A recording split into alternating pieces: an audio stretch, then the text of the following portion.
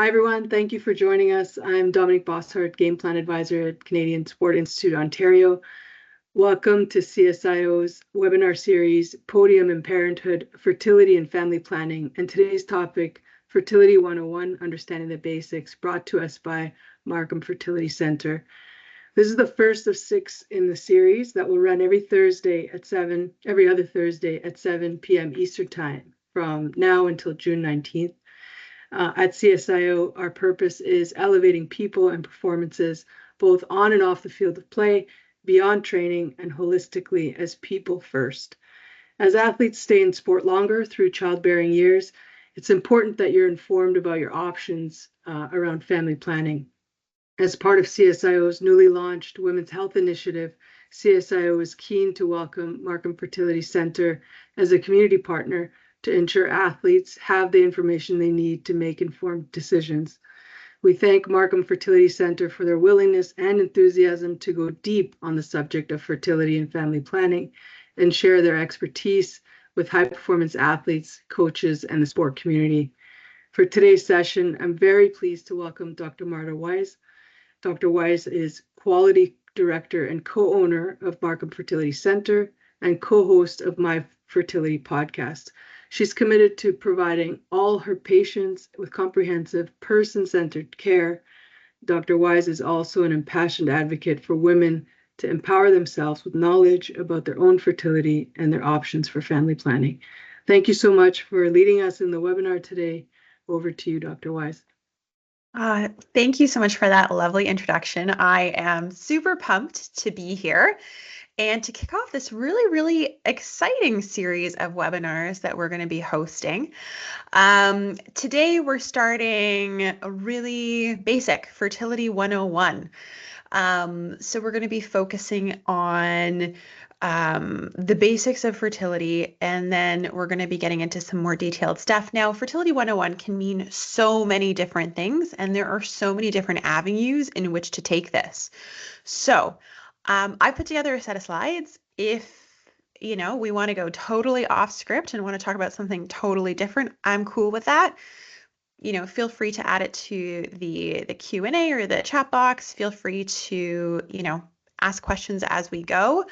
I know that there can be a lot of misconceptions, old wives' tales, questions out there about fertility. So I would love to be able to do some myth busting tonight as well. All right, so let's get rolling. Let's see here. Okay, so I just wanted to recap briefly the series of lectures that we're going to be doing, the series of webinars. So tonight's Fertility 101.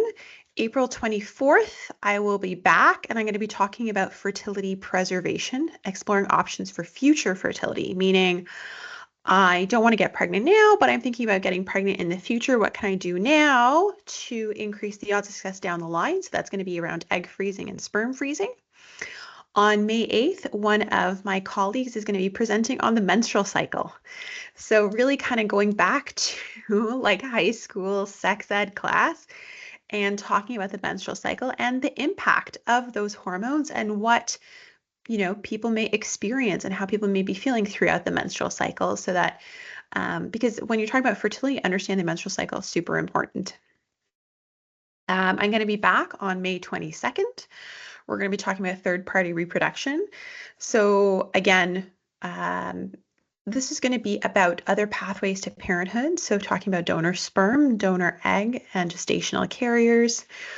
On June 12th, I'm going to be hosting the webinar on fertility treatments. So we're going to get more in depth about all the acronyms, so the IUI and the IVF. And then on June 19th, my colleague is going to be hosting a webinar looking at fertility and disabilities, and specifically thinking about reproductive health and family building options for patients who may have physical mental disabilities. Okay, so a little bit about us. So Markham Fertility Center, or MFC, there are 5 physicians. Yes, I know the picture has 4. We have to update. We are all fertility trained physicians, meaning that we've done 5 years of residency in obstetrics and gynecology, an additional 2 years of training specifically about fertility. We're a physician-owned clinic and a physician-run clinic, and we do all the things, meaning IUI, IVF, donor egg, donor sperm, gestational carrier. Again, not all clinics do.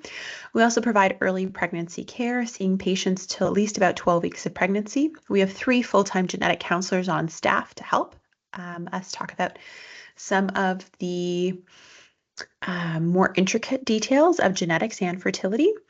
All of our patients undergoing egg retrievals have deep sedation with anesthesiologists, and we are the only clinic in Ontario that does that. So all of our patients are super comfy.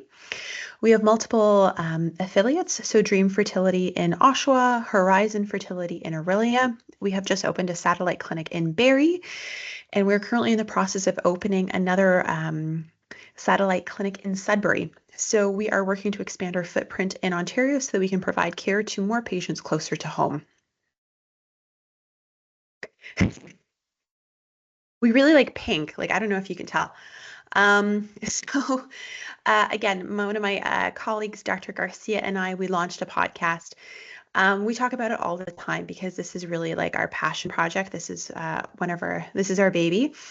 So my fertility podcast, so we release a new episode every week. We've been doing it for over a year. We have something like 55, 56 episodes out currently. Again, you can find us on Amazon, Spotify, Apple Podcasts, and lots of great information out there, lots of patient stories as well, general fertility information there as well. So please check us out. Okay, so what I kind of wanted to talk about today. So I want to talk about, okay, what is quote unquote normal fertility and what is infertility? What does that really mean? We're going to talk about how to optimize natural fertility. We're going to be talking about some common fertility challenges. So why are people having difficulty getting pregnant and when you should seek help, when you should see a doctor?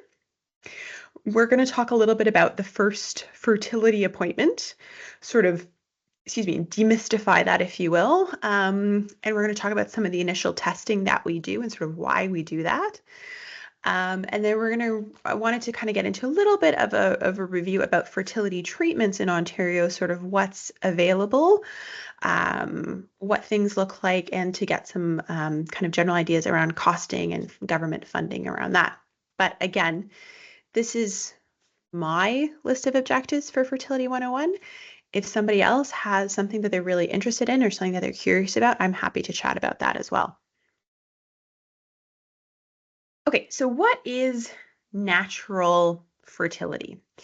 So what we're talking about with natural fertility, we're talking about a couple, a person with sperm, person with eggs, and their ability to conceive a pregnancy without medical assistance via regular, unprotected sexual intercourse. So what does that mean, like regular intercourse? So that can mean different things to different couples. But what's important to keep in mind is that really, if you're having unprotected intercourse with somebody, you are trying to get pregnant. Some patients may sort of make a distinction between, trying, quote unquote, versus not trying. But really it's about, unprotected intercourse. You're essentially trying to get pregnant and sort of on a somewhat regular basis. To conceive naturally, you need a lot of things. There's a lot of stuff that has to come together and has to work together. So there has to be normal reproductive systems in both partners. So we need healthy eggs. We need healthy sperm. We need regular, somewhat predictable ovulation, right? Again, that's that egg coming from the ovary, kind of popping into the tube saying, sperm, come get me. We need open or unblocked fallopian tubes because, again, that's where the egg and the sperm are meeting. And we need a receptive uterus, meaning that the uterus has to be, quote unquote, sticky to this early embryo because the embryo has to stick to it, right? Now, this is influenced by a bunch of things, right? So age of the person with sperm, age of the person with eggs, hormonal balancing or not balanced hormones, lifestyle factors, overall health, and of course the timing of intercourse as well. It makes a big difference in terms of whether people are going to conceive or not. So what is the biggest factor affecting natural fertility? So hands down, it is the age of the egg. This is by far the biggest predictor. So when we're talking about the age of the egg, we're talking about the age of the person providing the egg, so often the age of the woman, okay? So just to give you kind of an idea, kind of visualization of why we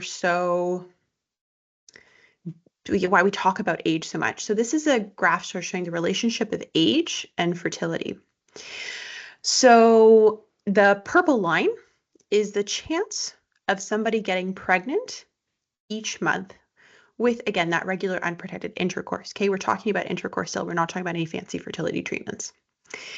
On the bottom axis, you can see the age of the woman. And then again, on the axis on the left, percentage pregnancy per month.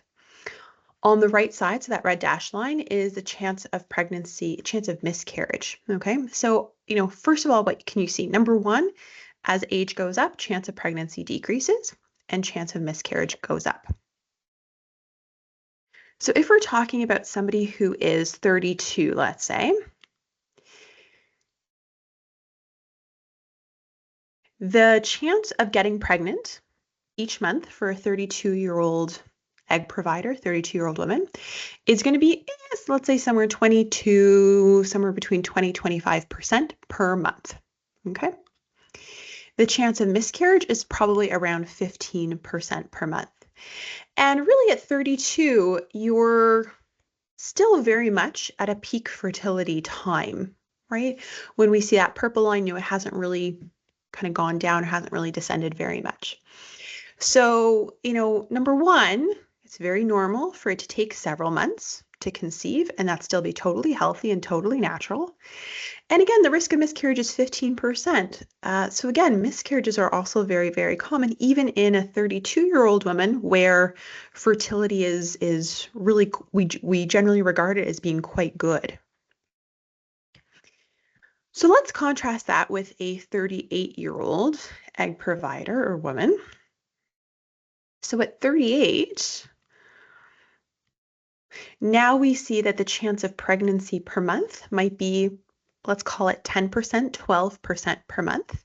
So it's like half of that when you're 32. And that chance of miscarriage has also crept up, and it's probably somewhere on just under 25%, I don't know, 22, 23% per month per pregnancy. So that difference between 32 and 38 years is quite striking, right? And again, we're talking about the person who's providing eggs in the pregnancy. And so that's really why we talk about fertility starting to decline at about age 32 in women. And then as women get into their, let's call it mid to late 30s, we see fertility declining, becoming a much more steep line. And then once, a woman is over the age of 40, we will see fertility rates declining. You can see a difference like even every 6 months. And, fertility isn't necessarily reaching zero as a woman's, 43, 44, but it's getting pretty close to that number. Okay, but why is the age of the egg so important, right? I know I've hammered this idea of age, but why does this matter? So eggs are finite. When a person with eggs, when a woman is in the uterus, okay, so we're talking about before a woman is born, when she is halfway gestating through the uterus, she's sitting in her mom's uterus at 20 weeks. That's actually when you hit your peak egg number. So when you are, not even born, you've already got your peak egg number, which is about 6 to 7 million eggs. By the time she's born, the number of eggs has already declined to 1 to 2 million. So at birth, you're already on the downhill stretch. By the time somebody with eggs hits puberty, they're going to have about 300,000 to 500,000 eggs in the ovary. And so again, by the time we get to 37, we now have about 25,000 eggs left in the ovary. So number one, eggs are finite. We do not know how to make more eggs. We don't know how to fix eggs. We just don't have the scientific knowledge for that. Number two, you work through eggs at a much faster number than 1 per month. So, again, when you're thinking about the menstrual cycle, we think, 99% of the time, if somebody has a regular menstrual cycle, they're releasing 1 egg a month. They're ovulating 1 egg a month. But in fact, which is absolutely true, but on top of that, you're also losing eggs. There are also eggs just constantly dying off every day, just apart from that as well. And that's why we're seeing that decline in the egg number. Now, a really, really important concept here is quantity versus quality of the egg. So we've talked about age, we've talked about quantity of eggs, but if you're 37 and you've still got 25,000 eggs and you only need 1 for pregnancy, theoretically, it sounds like pregnancy shouldn't be that hard, theoretically. But this is where quality comes into play, very much so. Okay, so quality here. So let's say we take this 37-year-old person again, right? So, she has eggs, she's 37 years old, and we said she's got 25,000 eggs left. But each of those eggs have now been in the ovary for these 37 years. Over time, they accumulate little bits of genetic damage. So when we look at so we can't really do genetic testing on eggs specifically. We do genetic testing on embryos that result from eggs. That's why I'm talking about normal embryos as opposed to eggs. But this relates back to the quality of the eggs. So if you have somebody who is age 20 to 25 and they make embryos, again, an embryo is an egg and a sperm that have combined together and turned into sort of one entity. You're going to find that about 75% of those embryos are genetically normal. Now, when you get to 35, that number now drops to 50-60%. And again, by the time you hit 40, you're going to find that only about 15 to 25% of embryos that are created are genetically normal. So with age, we see decreasing quantity and then also decreasing quality of the eggs. So, what's the deal with sperm, right? I mean, we've talked a lot about eggs here. Sperm is a very different story than eggs. So sperm are produced continuously throughout life, okay? And in fact, kind of like every 3 months, there's going to be a whole new cohort of sperm that are present in the testicle. So when we talk about age and sperm and age of the sperm provider, it's not that relationship, that graph, it's not really nearly as clear. And so, I mean, we see this in society, right? I'm sure we can all think of celebrities who have fathered pregnancies well into their 60s, even 70s. Again, there is advanced paternal age, right, that we call it. Again, has variable definitions in terms of who you ask, but certainly we do see some decline in sperm quality once, people are hitting over age, let's say 45-ish, but you don't have that clear line, that clear graph as you do with eggs.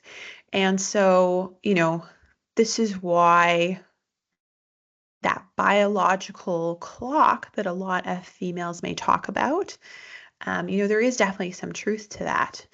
And that's why we talk so much about eggs and egg quality when we're thinking about fertility and optimizing fertility. Okay, so switching gears a little bit here. So let's talk about infertility. So infertility, so like the textbook definition is no conception, so no pregnancy occurring after 12 months of regular unprotected intercourse, and again, in a heterosexual couple. We talk about primary infertility as being a situation where, there's a couple and they've never conceived. They're trying for their first child, let's say. And there's also secondary infertility, which means, let's say, a couple has conceived, maybe they've had a child, and now they're trying, let's say, for baby number 2, right? Where things used to work and now they're not working. Infertility is very, very common, right? And so it's estimated to affect about 1 in 6 couples, or about 15 to 20% of couples. So I can basically guarantee for the vast majority of people in this webinar, somebody who has experience in fertility, or you're definitely going to know somebody who has experience in fertility, has maybe sought out fertility treatment. So like this stuff is really, really common for sure. In fact, later this month, I believe it's the week of the 19th or 20th is actually Canadian Fertility Awareness Week. And again, I've got my green ribbon in support of Fertility Awareness Week. So there's going to be a bunch of events going on. And in fact, they're actually going to be lighting up the CN Tower green, I think on the Thursday night, I believe, to raise awareness around fertility as well.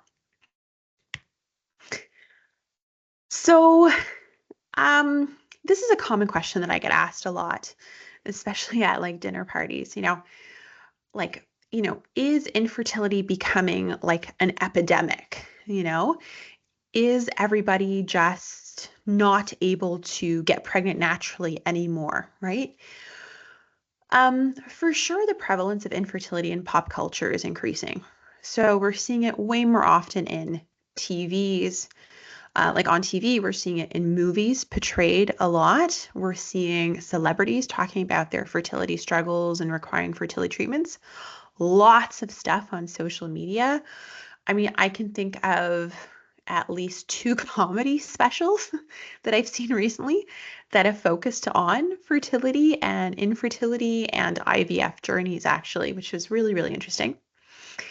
The fact is that there's so many factors at play, right? So big one, of course, is that society is now promoting more delayed childbearing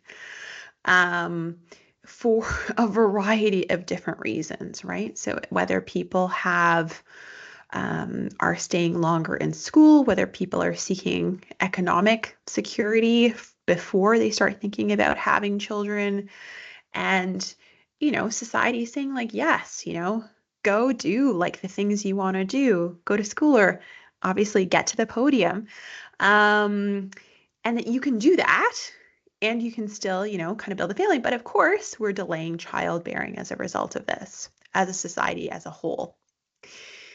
The other thing is that probably the medical complexity of patients who are planning pregnancy has also increased. So again, we are generally older when we're trying to get pregnant. People have more pre-existing medical conditions. Frankly, like obesity definitely plays a role. And so these things are also affecting fertility rates too. There is, of course, increasing concern around, environmental toxins, endocrine disruptors, and what effect these are having too, which again is not really so clear. But what's interesting is that in reality, rates of infertility are actually fairly steady when you try and control for these things. I think really it's just we're talking about it more than we ever did. We're thinking about these things a lot more than we ever did. I mean, I think, we all have that older relative who never had children, and like you don't really know why, like it was never really talked about. Whereas now people know the fertility treatment, fertility help exists. People are talking about it. It's way more accepted. I mean, if you ever want to see a great movie, I highly recommend watching Joy on Netflix. It's a fabulous movie. Basically talking about the first two physicians and the nurse. So Edwards and Steptoe and their nurse Jean Purdy, and about their journey with the first IVF cycle and the first IVF pregnancy, and watching how society felt about IVF back in the 70s, like the late 70s, really not that long ago, versus now is like it'll blow your mind. And it's a great movie too. Okay, so we've talked about what infertility is. So when should you consider seeing a fertility specialist, right? So we're talking about seeing people who are having difficulty conceiving. We also see people with recurrent miscarriages. So again, I said infertility, 12 months unprotected intercourse. Excuse me, if the age of the egg provider is greater than 35, or if there is some kind of known fertility issue or there's some fertility problem, fertility risk factor, you should probably be coming to see us after about 6 months of unprotected intercourse, right? We also see lots of patients for recurrent pregnancy loss. So recurrent pregnancy loss, again, now the definition does vary depending on who you ask. 3 or more, or 2 or 3, let's say, or more miscarriages happening in the first or early second trimester. Again, that's another opportunity to see a fertility specialist, do some testing, do some investigations to see what's going on. We also do a lot of other stuff. So, who else should be seeing a fertility doctor? So if you want to become a single parent by choice, right? If you are in a same-sex couple, patients who are known carriers of genetic diseases. So in the world of fertility, so the classic example, let's say, is, let's say there's a couple and they both know that they're carriers of a genetic condition like cystic fibrosis, okay? Meaning the person with the eggs is a carrier, the person with sperm is a carrier. Now, neither of them has the condition, because to have the condition, you have to have 2 copies, so one from mom, one from dad, but each of them carries 1 copy. So they know that they have about, a 25% risk that if they have a baby's going to have the medical problem, have the full-blown condition. We see them pre-pregnancy because we can actually do genetic testing on embryos to figure out which embryos are affected, which are carriers, and we can help also from fertility for that perspective as well. So that's another thing that we do in a fertility clinic. So really we do a lot of stuff, not just, heterosexual couples who are having difficulties getting pregnant. Okay, so let's say, you are on a fertility journey, or you may be on a fertility journey soon. What can you do to increase the chances of pregnancy? How can you optimize fertility, right? We want to be smart. We want to be efficient about how we go about things. So first of all, let's talk about timing. Okay, so timing, I find a lot of people get hung up on timing. Okay, and we're talking about the timing of intercourse here, the timing of the fertile window. So once you have an understanding of the menstrual cycle, so I definitely highly recommend watching that webinar. But generally speaking, in a 28-day menstrual cycle, ovulation probably occurs around cycle day 14. Okay, so keep in mind a couple of things here. Number 1, cycle day 1 is the first day of full flow of the period. Okay, so first day of full flow being cycle day 1. If the first day of full flow to the next first day of full flow is 28 days, ovulation's probably occurring about cycle day 14. Okay.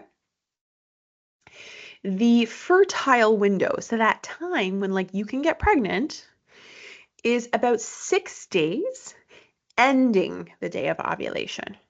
Okay, so again, if we're going to do some math here, it's probably running cycle day 8 to cycle day 14, again, in this 28-day cycle. Okay, that is that fertile window. Now, if you are wanting to kind of help track things, there are apps that you can use that will help track cycles and will help you predict your fertile window, help you predict ovulation. Again, one really great app is Flow, like FLO. Again, it's quite accurate, and so it's totally reasonable to use it. It's free. I recommend it. Some people will also try ovulation predictor kits. So you can either buy online or go to like Shoppers or whatever and get these kits, and they basically are checking your urine to see when you're having a big hormone surge that's going to predict ovulation, because it happens in time with that big hormone surge. The ovulation predictor kits are great, especially if the cycles are a little bit irregular. But if the cycles are pretty regular, I mean, it's not going to vary too much, month to month, cycle to cycle. Practically speaking, if somebody has a 28-day cycle, I would say aim for intercourse cycle day like 10, 12, 14, once per day, to be clear. Every 2 days, more than enough. And that's going to cover you for that fertile window. But again, I would recommend the webinar on the menstrual cycle because it makes a lot more sense, in my opinion. So this is a graph looking at probability of pregnancy by cycle day. So this is days relative to ovulation. So day 0 is ovulation day. Okay, ovulation day is that egg release day. That's when the egg is coming. What you can see is that, you know, the chance of pregnancy is probably best a couple days pre-ovulation. So, you know, 2 days before ovulation, you're probably going to hit the peak pregnancy rates or have the best chances of pregnancy. But really that fertile window, we think about it as being day of ovulation and 6 days prior or -6. But again, the other important thing to keep in mind is that healthy sperm will survive for 5 days in the female reproductive tract as well. So again, that gives even more, kind of opens up the fertile window a little bit too, right? That you don't have to be hitting like exactly 2 days before ovulation. Again, if the sperm gets there a day or two early, it's going to hang out for 5 days. It's still going to be around when the egg is there, so the timing is good. So although timing is important and something to keep in mind, it is not the be-all and end-all of fertility. It's not like the movies where, I mean, we've all seen those TV shows and the movies where it's like, you know, the man gets a call that like his wife is ovulating, he like rushes home and they like have to have like intercourse. They have to like drop everything and do it like in some like linen closet, like broom closet in the mall, because like she's ovulating. Okay, it's not like that.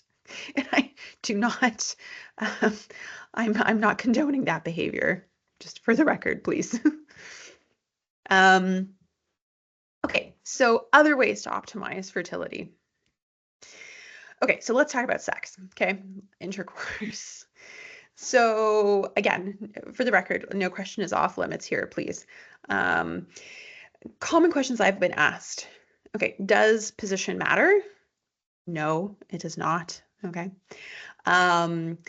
Specific timing, meaning like, you know, whether it's better like in the morning or in the afternoon or in the evening, it does not matter.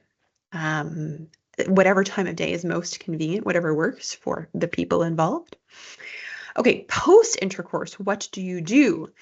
So again, I don't know, I think this one comes from movies. You know, the idea that the woman is going to like lift her legs up like post-intercourse because that's going to like help the sperm get to where it needs to go.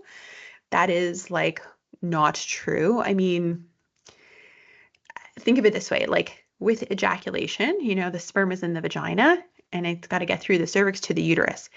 Even if you lift your legs up, you're not actually moving your pelvis. This doesn't really do anything. You're literally just moving your legs, maybe, I don't know, having a nice stretch. So not necessary. Putting like a pillow under the hips does not make a difference either. Honestly, the vagina is very acidic, and it's good that it's acidic. It needs to be acidic, otherwise you're going to end up with a yeast infection. But vaginas are acidic. Sperm don't like it. They die off really fast in the vagina. So, sperm have to get in and get out ASAP to be able to survive. And so, from ejaculation to the sperm getting to the fallopian tube, it has to be like 5 minutes, basically. They have to move really fast to get to where they need to go. So, sperm are very athletic, and they definitely make it to the podium. That's my little athletic joke. Okay. Frequency of intercourse. So again, as I said, every 2 days is more than enough. Again, if the male partner has a normal semen analysis, normal sperm parameters, which we'll talk about. Another question I get asked about, I get asked a lot about, is about saving up sperm. So it's this concept that like the person with sperm does not ejaculate until the fertile window, so that they save up lots of sperm so that when intercourse does happen, that there's lots of extra sperm around. This is actually negative. I would most definitely not recommend this, because what happens is that, you have lots of sperm, but there are lots of like dead sperm. They're stale sperm, if you want to think of it that way. So actually, when we're doing IVF, when we're doing IUI, we want fresh sperm. Our lab always says fresh is best. So sperm, you're going to get the best quality sperm with ejaculation every 2-3 days, actually. So there's absolutely no need to save up sperm. Lubricants. Okay, so lubricants are totally fine when a couple is trying to conceive, but it depends which lubricant. So I would stay away from like the Astroglide, KY type lubricants, because they are not good for sperm. They're not. They will prevent the sperm from swimming. There is a fertility friendly lubricant called Pre-Seed. Again, I don't see it. I haven't really seen it so much for sale like in stores. You can definitely order it online though. So Pre-Seed. And then lifestyle. Dr. Wise, there's a question in the Q&A chat. Yes. Do you want me to read it out to you? Yeah, please. It says, is low sperm count genetic? Oh, good question. Okay, maybe is the answer. So sometimes it is. So there are certain conditions that we know that people will have a low sperm count. So for instance, so males are XY, have XY chromosomes, females XX chromosomes.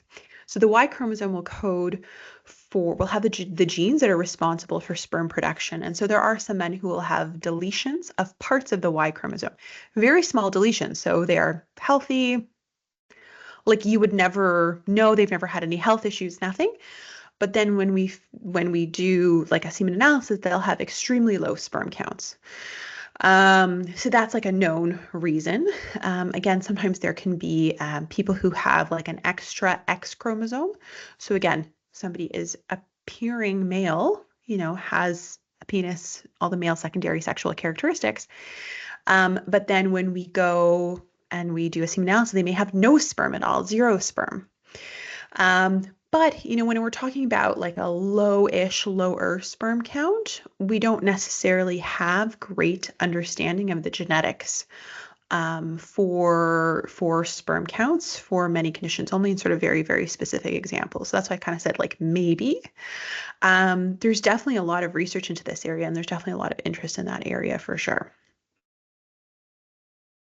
Okay, so lifestyle stuff. So, alcohol, bad. Smoking, bad. Cannabis, probably bad for eggs and sperm. Caffeine. So for the person carrying the pregnancy, consuming large amounts of caffeine leading up to pregnancy and in early pregnancy may potentially increase risk of miscarriage. And so that's why we often recommend limiting it to like one small coffee a day. Sleep is also important. Looking for 7 to 9 hours of sleep to optimize chances of pregnancy. Weight, of course. So not just being overweight, but being underweight can also have a significant impact on hormones, which can also have significant impact on ovulation and the menstrual cycle and getting pregnant. Now, a prenatal vitamin. Okay, so prenatal vitamins, like, let me be clear, like a prenatal vitamin does not help you get pregnant. It does not fix infertility. However, they're super, super important for optimizing the health of the pregnancy, right? So prenatal vitamins should contain at least 400 micrograms of folic acid, okay? And you should be taking a prenatal vitamin, ideally, for at least 3 months pre-conception to get the biggest benefit in terms of reducing risk of birth defects in babies, specifically neural tube defects, which includes things like spina bifida.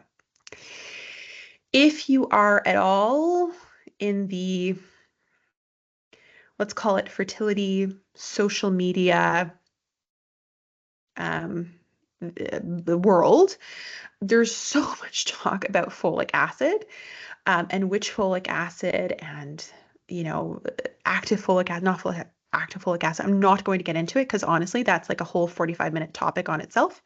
But Dr. Garcia and I have recorded a podcast episode specifically talking about prenatal vitamins and what you should look for in your prenatal vitamins and the evidence for why. So you can definitely check that out, but please consider prenatal vitamin. We also talk about medical optimization of medical issues, the other things going on, considering other potential fertility issues, maybe making sure vaccinations are up to date. So things like chickenpox, measles right now, rubella as well. Okay, so why do people have difficulty getting pregnant? There's so many different reasons. It can be a combination of reasons as well. So this I just pulled from sort of the textbook. This is like the Bible of fertility for fertility physicians. And so we have couples on the left, and when you're looking at women specifically on the right. So, for couples, like male fertility can account for like 35% of fertility issues. But unexplained infertility is also, again, 10% here. I would actually argue unexplained infertility in our kind of common Canadian patient population is actually much higher, maybe even like 20, 30%. So we don't necessarily always come up with a great reason in terms of why couples are conceiving. But I always tell people, even if you have unexplained infertility, it doesn't mean that we can't help you, just that we're not exactly sure what the issue is, but we can still absolutely help you build the family that you are hoping to have. So, okay, let's say you come see a fertility doctor. We're really not that scary, in my opinion. We're going to talk about your periods. We're going to talk about sex. Obviously, we're going to talk about previous pregnancy history, if there is anything, medical history, surgical history. We're going to talk about lifestyle stuff. So we always ask, alcohol, smoking, cannabis, that kind of stuff. We might talk about BMI as well, just sort of thinking about optimizing that too. But really, it's a lot of talking. And we always want to talk about the goals and desires, like, are you somebody who wants to have kids now? Are you hoping to have kids in the future? Are you hoping to have 1 child? Are you hoping to have 4 children? How are we going to plan for the big picture? So initial testing, also not scary. So for people with sperm, we're going to do blood work. We're going to talk about doing a sperm test or a semen analysis. For people with eggs, we're going to talk about blood work. So again, thyroid. We're also going to do some ultrasounds to assess the uterus and assess the tubes. I really wanted to bring up AMH just because this does come up as a fairly common question that I get from patients in terms of, okay, I've heard about this blood test, an anti-Müllerian hormone. Like, I've been told that it can tell me, like, if I have fertility or if I have infertility, or like if I can get pregnant or if I can't get pregnant. Okay. So that's not exactly it. Okay. So AMH does not predict chance of live birth, and it does not predict natural fertility. So if somebody comes to see me and they've never tried to get pregnant, I can do testing, but I can't predict whether you're going to have infertility in the future or not. AMH is a great test for me because it helps me figure out what dose of medication somebody might need during IVF, helps me set expectations in terms of the number of eggs I think I'm going to get, whether we're freezing eggs or whether we're doing IVF. And it helps me counsel people when we're thinking about fertility preservations around egg freezing, right, as well. But again, does not predict live birth, does not predict natural fertility. But it's kind of like the best test that we've got in terms of fertility testing. Again, semen analyses, I wanted to bring up just because this does tend to cause some anxiety for people. So we typically do the assessments in the clinic. That being said, people can produce the sample at home and bring it in. Okay. We're looking at the sperm count. We're looking at motility. We're looking at the appearance of the sperm, the morphology as well. Again, covered by OHIP. So just wanted to briefly kind of give you an idea about fertility trees. I mean, again, there's going to be a whole webinar about this. So it's pretty wild when you think about it, in my opinion. In 2022, there were almost 42,000 cycles of IVF that happened in 33 clinics across the country, and over 12,000 pregnancies resulted just in 2022, right, from IVF. And to me, this is wild because the very first IVF baby was born in 1978, and that's her, Louise Brown. And that's a very recent picture of her. She's not old, right? And it's wild how far we have come from 1978 to now. And so I think it's just blows my mind. And so she's holding actually the very first incubator where she, I guess, started out. Just being mindful of time here, I'm going to skip over overview of fertility treatments here.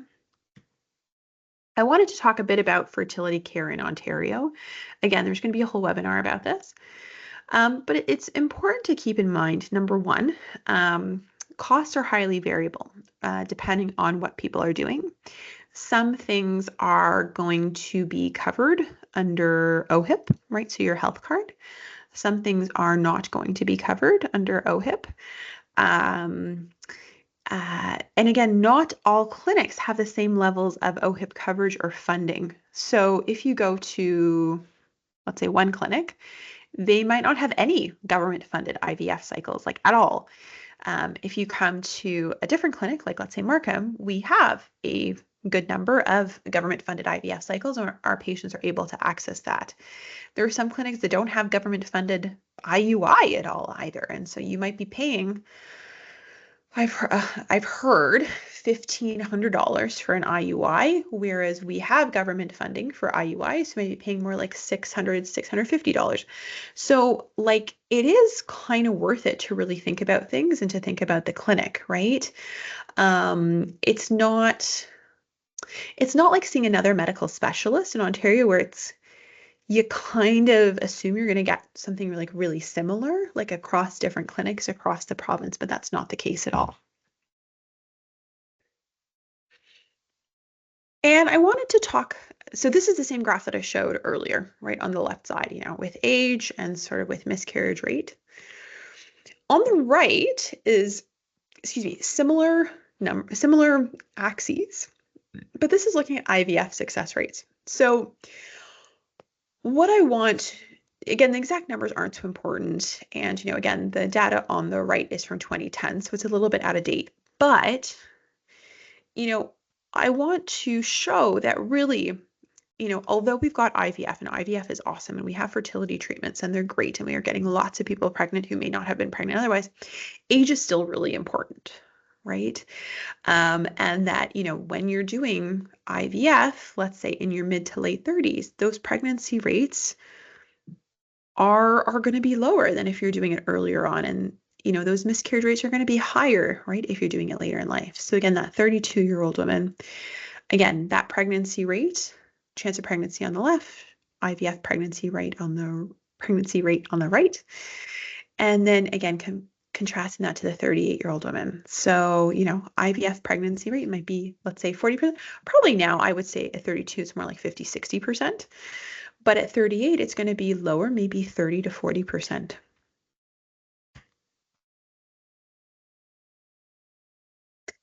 So conclusions. Okay, so again, there's lots more webinars, lots more information. Natural fertility varies with so many factors. Some we can control, some we can't. Consider fertility help after 6 to 12 months of trying, or if you are falling into one of the other conditions or one of the other reasons why you may be coming to see a fertility clinic. There's also lots of fertility treatments out there. And again, they vary in terms of success rates, their costs, the clinics, etc. So really educate yourself and really think about these things rather than just like going to like a random clinic. And at the end of the day, like knowledge is power. So, although the data, the info can be a little bit scary sometimes, it's better to think about it sooner rather than later. It's better to think about fertility sooner rather than later and to have those conversations and to think about what that can mean and what your life can look like and to think about things that you can do to optimize this chance of success so that, whenever you are ready, to build a family, your odds of success are going to be good. Because at the end of the day, we all just want, you to be building the family that you've always wanted to build at the time that's ready for you, right? So again, knowledge is power. That is the end of my slides. And then, yeah, I just put that up again.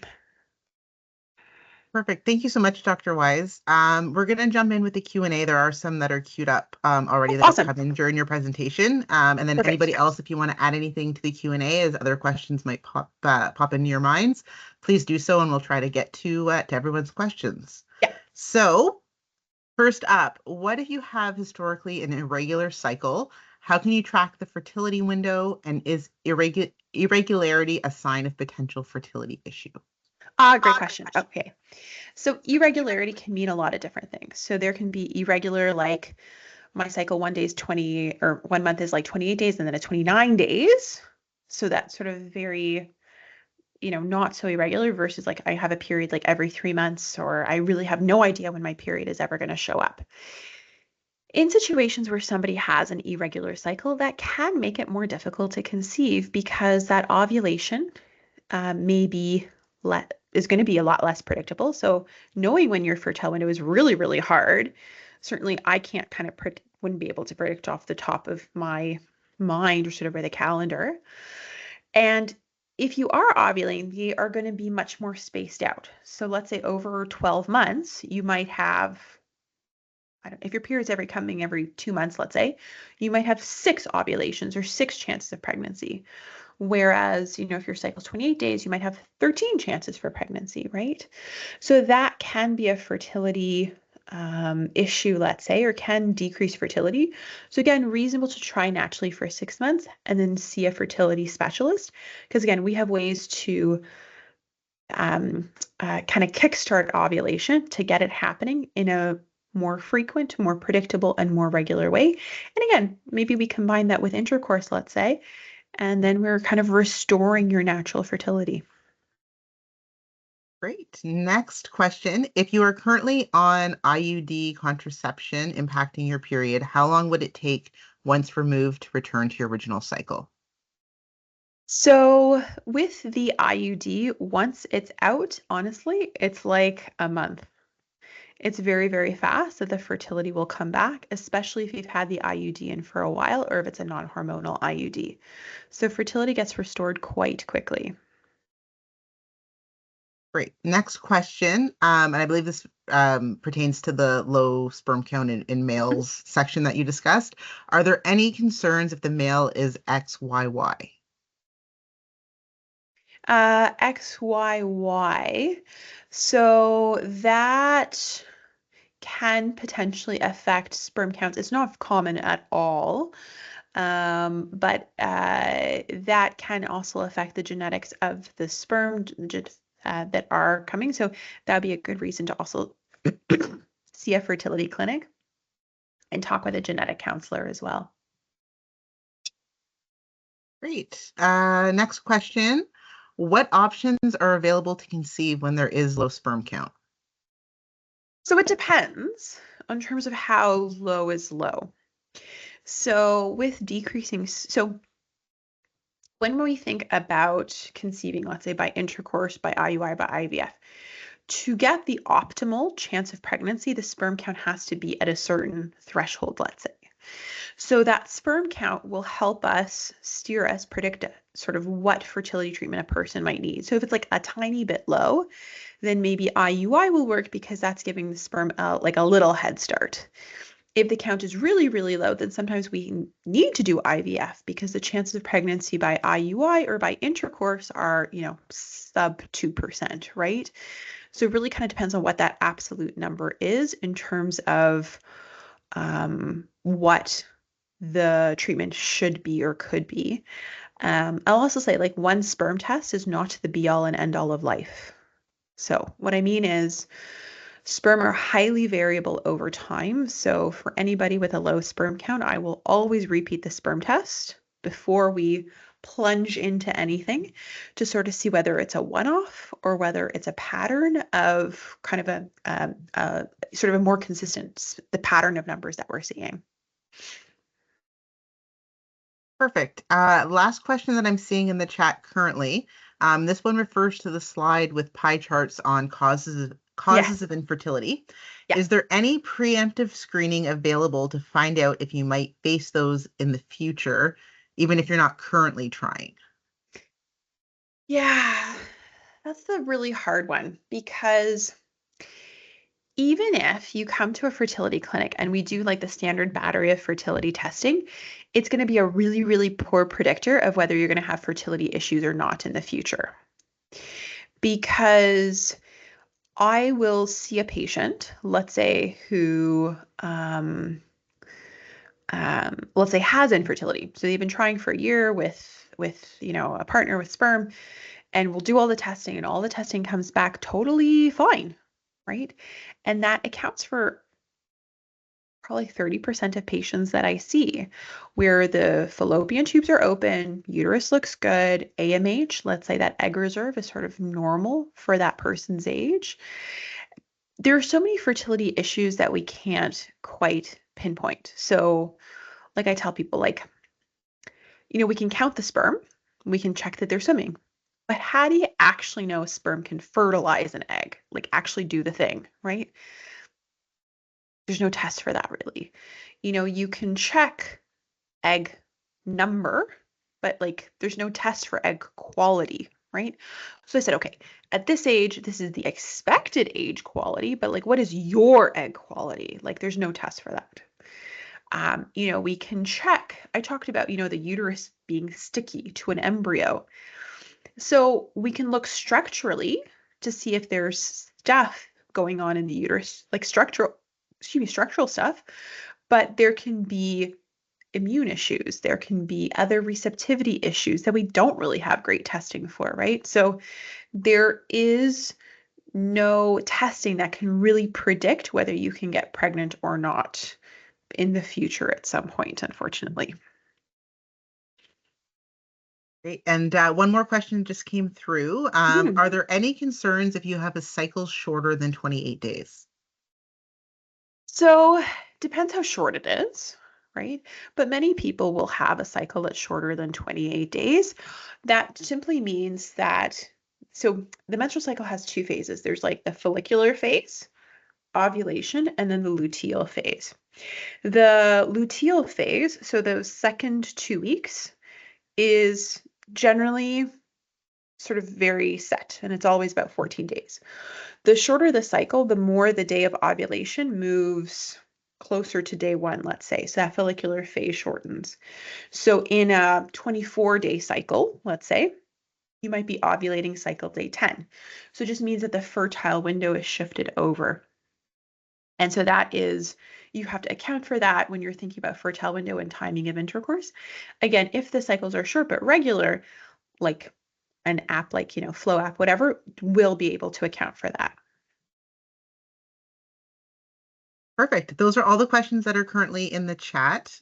So I will turn it back over to you and to Dominique.